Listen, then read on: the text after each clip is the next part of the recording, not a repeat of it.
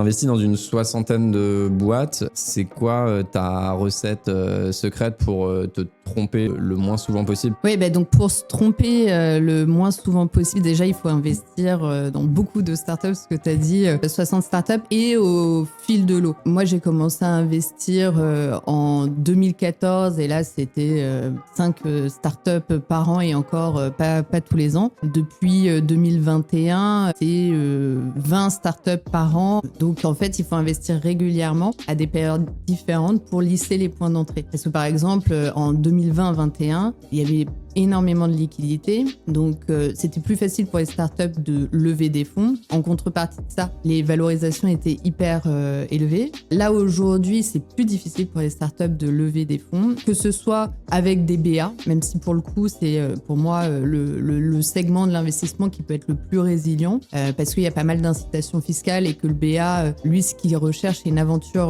entrepreneuriale aussi. Donc l'un des premiers conseils, c'est d'investir régulièrement chaque année et d'investir sur plusieurs startups, d'investir sur des projets qui plaisent, mais aussi voilà, des projets où on sent une rentabilité économique. Il faut aussi investir sur l'équipe, avant tout, surtout en seed, parce que en amorçage, tout reste à créer. Il faut réussir à avoir la polyvalence de cette équipe et sa résilience.